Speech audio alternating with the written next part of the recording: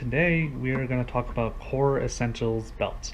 So as you can see, I have two belts here. I have a older model. I believe this is the X2 or X3, and then this is the X3 or X4. I don't honestly remember. I just kind of bought whichever one I thought looked best. And basically what I want to talk about is I actually want to talk about this belt first. This is the older belt. I bought this belt in, I believe, 2017 or 2016, maybe 2018.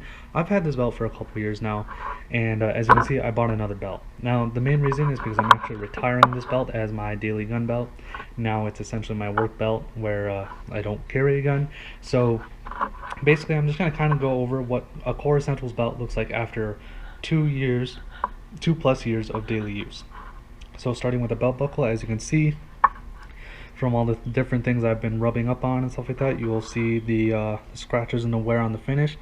Now this is me like treating this belt just like any other belt. I did rub up on a lot of things pretty often, so that's not surprising. This belt's actually upside down right now. It actually goes this way because the lever goes on the bottom.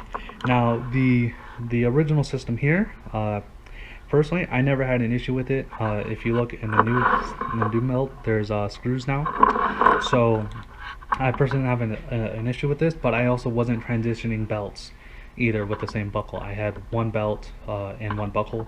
Now, if you were one of the people that had multiple belts and you were using one buckle, I can see how that could have been an issue because I think the teeth would eventually wear. The main things I kind of wanted to talk about is that the rigidity does go away over time. It does eventually kind of flex and break and all that stuff. And other than that, the belt itself does not really wear. So if you look, I have like one scratch right here. I don't even know if you can see it, but as you can see, the belt color is fine. The only part that really wore is like right here, and that's probably because that's where the clips of my, or like right here, because this is where my belt clips would sit and they would rub. So other than that, the belt lasted just fine. It probably could have lasted longer. It's just now a little too, I guess, leather-esque, or a little too soft now. Because right here, because I carry appendix, there's an actual, I don't think you're going to be able to see it, but there's an actual crease and a break where the claw usually sits, and then all this is just really soft.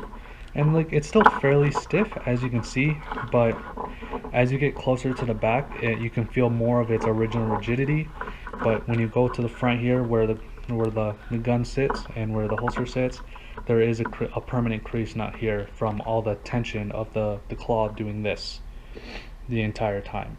So there is a so that is a downside. But to be fair, that also, this, I believe I bought this for $60. This $60 belt lasted me 2 years, and it's still a perfectly good belt. I just prefer not to use it anymore, and now it's just retired as my work belt. So moving on to the new belt. As you can see, just by me just holding it and stuff like that, you can already tell that this belt is stiffer. Because now, if I were to pick this one up, like I said, it is pretty stiff, but as you can see, it kind of sags a little more.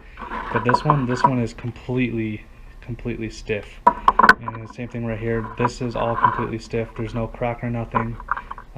It's, from what I can tell, it's all the same material. It's the same belt. The only difference is that the buckle is different. This one has a more of a tactical look to it.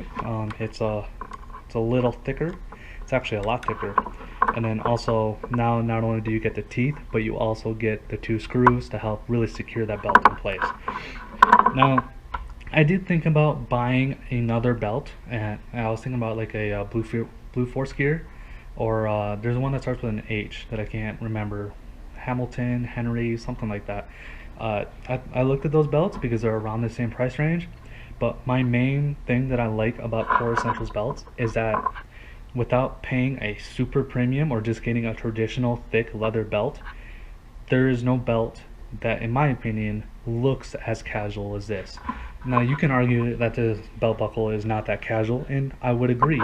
I really wanted to get another one of these, but with the new model with the 2 screws in it, if I really wanted, I could just take this buckle off and put it on this belt and call it a day. But I figured I'd give this one a try. But yeah, I really like how you can get a classic leather looking belt, and there's just a piece of polymer or plastic on the inside, but it still looks very incognito. It's not a nylon belt. It doesn't have a cobra buckle. It doesn't scream tactical, right? I mean, this does a little bit, but there's even more tactical looking belts that you can buy. It still has the same trackline system. It's all pretty much the same. And I'm a big proponent of if it ain't broke, don't fix it. And right now this belt works for me really well. And I'm impressed. I know in the, at least the CCW Reddit and in the guns Reddit community, no one really likes Core Essentials because of their really aggressive marketing campaign that they had a few years ago. But don't knock it till you try it. For I believe $60 or $70, this is a fantastic belt, especially if you are trying to create a more incognito look. Now realistically, I don't think anyone's gonna think twice if they see you wearing a nylon belt, especially if you're a dude, because dudes just wear whatever they want. Obviously, it might raise some suspicion if you are wearing a nylon belt and people can actually see it, but overall, I don't think as long as you're a dude that it really matters all that much. But yeah, if you have any questions, go ahead, leave a comment below. I also have a Facebook page and a Patreon. If you subscribe to my Patreon, that'll help me pay for the channel and that'll help me pay for ammunition and all that stuff to keep these reviews going. Anyway, thank you for watching, and I'll see y'all in the next one.